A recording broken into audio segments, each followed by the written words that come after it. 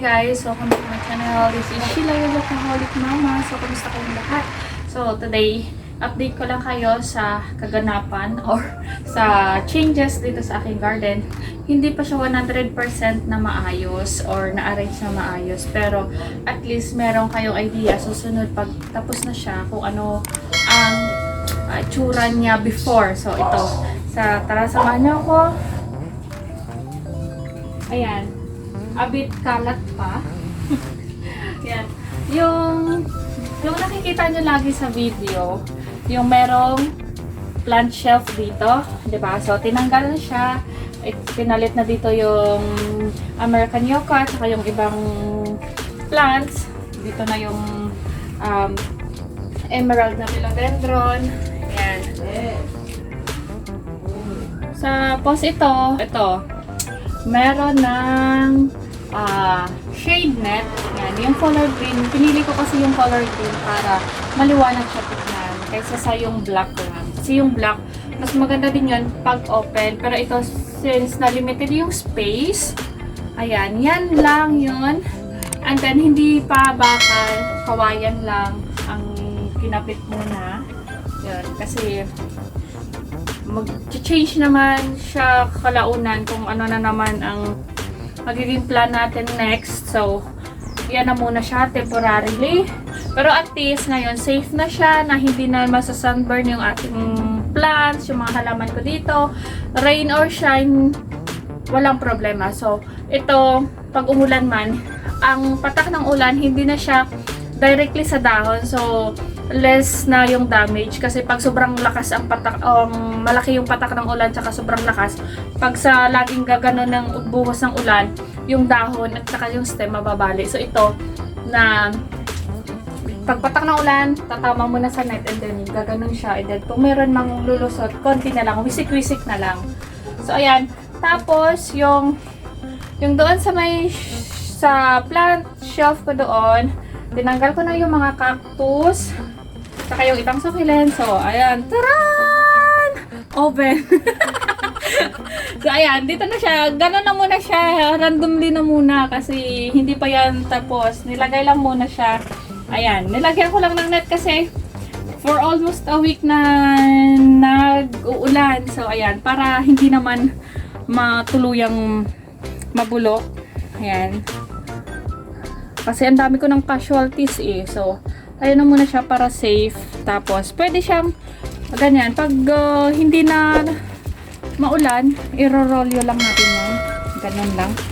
Yan. Lumang plastic lang yan. Nene-recycle din kawayan. Oh, lagyan lang ng paliw. Ganyan na siya. Oh, open na. Saran. Diba? Ayan, ginawa din ko ng pisang ko, ni Kasina, diba? Tapos, at yan. Maganda yan. Nakakabit lang siya. And then, dadagdagan pa ulit ng isa pa dito. So, hindi pa yan natapos.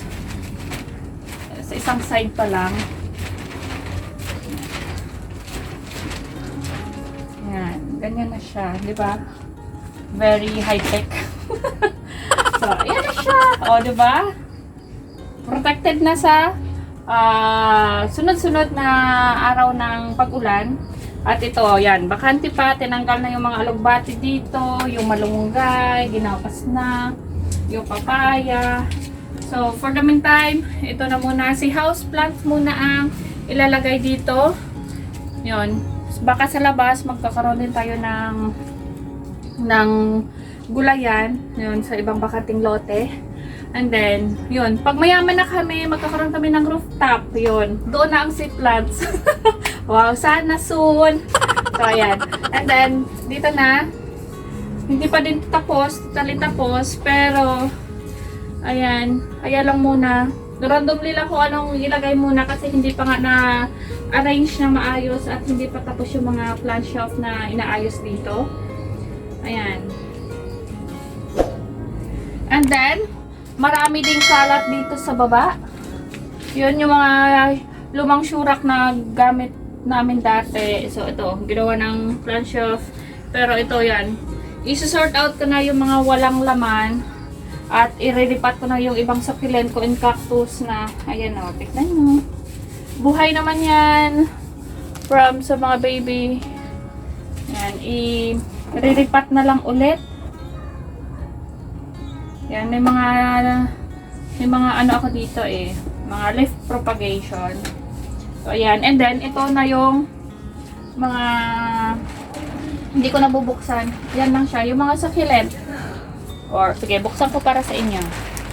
Ayan. Kasi nalagyan plastic kasi ito sunod-sunod yung ulan. Ayan.